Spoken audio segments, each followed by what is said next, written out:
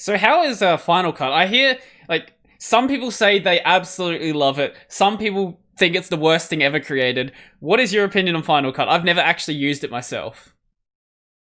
Okay, so context. I've used a lot of video editors. I used to make, like when I was into it, I made a lot of parkour videos. I made just videos about stuff. So I've used that crappy, 2013 Windows Movie Maker. I've used the new Movie Maker. I've used Sony Vegas Pro. I've used DaVinci Resolve. I've used OpenShot, and I've used FFmpeg. um, and now I'm on Final Cut Pro. And so far to date, Final Cut Pro is the thing that I've had the most easy time with. Mm-hmm. It actually is really powerful, and you can get a lot of really powerful stuff out of it. But if you walk into it, like I'm still like I haven't watched hardly any tutorials on it. I'm not like hyper optimizing all my settings and all this crap in here. I really just drop in footage, do what little I know about editing, and my output, as you've seen, got a lot better than when I wasn't editing.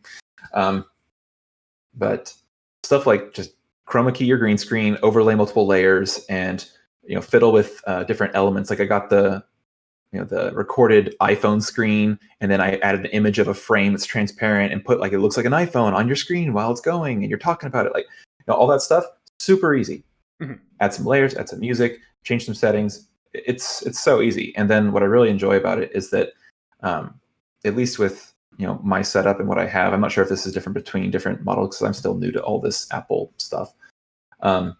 It actually renders live in the background. So as I'm editing, it's already rendered that footage. So if I make a change, it re-renders, but the whole thing renders real time. And it's not like I hear my fans going the whole time. It's actually really low key, and it renders everything so that as soon as I finish editing, I'm just making those final touches. I can just literally hit, okay, I'm done. Share, and then there's the file immediately to my desktop. So that's really, really convenient. That actually sounds kind of nice. Yeah, I mean, this thing, I got pretty much a max spec model. So I got like 8 cores, or actually it might be 16 core. I don't know. It's like an i9 and max GPU, max RAM. I got 64 gigs of RAM. Like this thing is pretty much everything is top or just right there. So even when I'm rendering like an hour and a half long of 1080p video with multiple layers and lots of assets, even that, like a dream. I have so many programs up and running that are resource hogs, several Electron apps. I have had no issues with anything performance wise. I open HTOP and I'm like, that's it? Holy crap. Yeah, I would hope that you're not having performance issues with a system like that. No. Well, over on the Linux side, we're finally getting something nice happening on video editing. In the next version of Kdenlive, it's supposed to have experimental GPU rendering, which it's had for a very long time, but it just hasn't worked. So maybe one day we can use our GPUs to render. I don't have high hopes though. I'm waiting for Olive to become stable. Once Olive is stable, I am dropping Kdenlive forever. Have you ever used OpenShot? I used to use OpenShot. I did a video talking about why I hate OpenShot. Okay, I hate it too. But you know how it's just so simple. Make a couple cuts, just render to my desktop. I don't care. Just render the video. I could not even render a 1-minute clip on my ThinkPad. I had 16 gigs of RAM. I had the i7. I pretty much tried to do everything to that old ass X220 to squeeze every little bit of performance out of it, and it could not even render a 1-minute clip without going over 96 degrees Celsius and dying. I had like a weird little I think it's like O thermal or some like weird like thermal fan that sucks air out, and I had that thing on max on the vent still. It's like, okay, guess I'm not editing videos on this computer again. Hence this thing. I literally couldn't edit without FFmpeg. Yeah, I end up leaving OpenShot because I had too many times that it corrupted a like I'd get to the end of editing, I would have everything saved, and it was like, the project file is just corrupted. Like, What?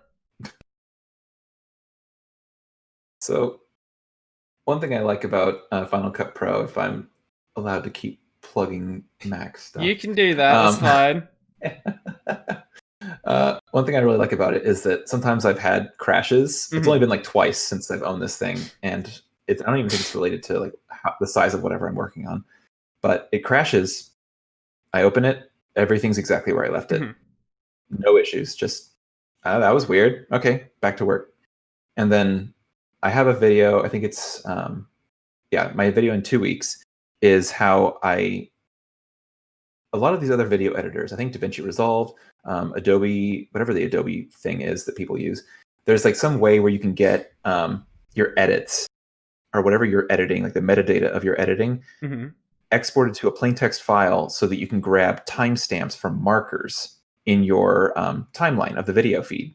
Mhm. And I was trying for the life of me to figure out how to do this with Final Cut Pro. I did Google searches. I looked on GitHub.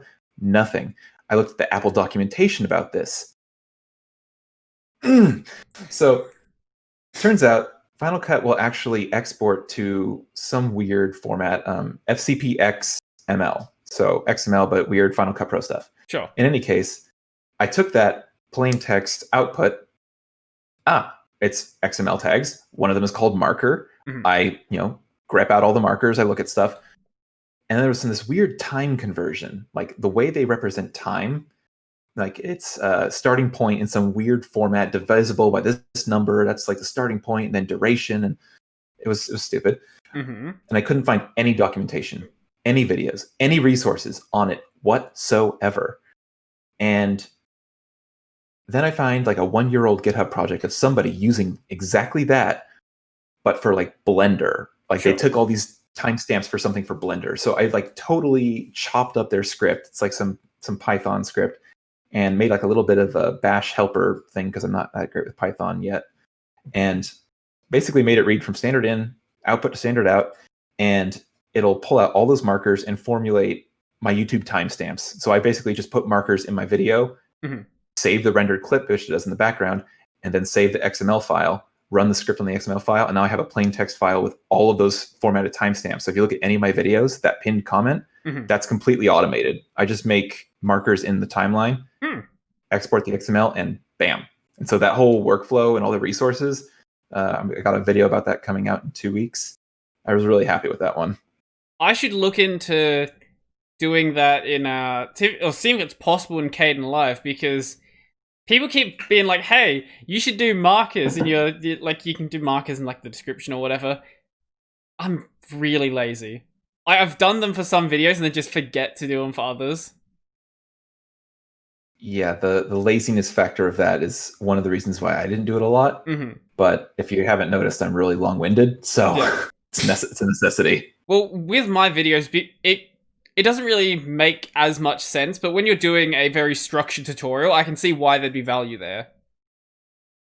I still just put them in, even if it's not super structured. But most of mine are now. I write scripts now, but at least topic scripts. I don't write the word scripts, but just to give people like jumping points if you have a general idea. Just because I know that personally, I can't watch longer videos unless I have either timestamps or I watch that thing on 2.5 speed, because I don't have the attention span for anything slower or longer.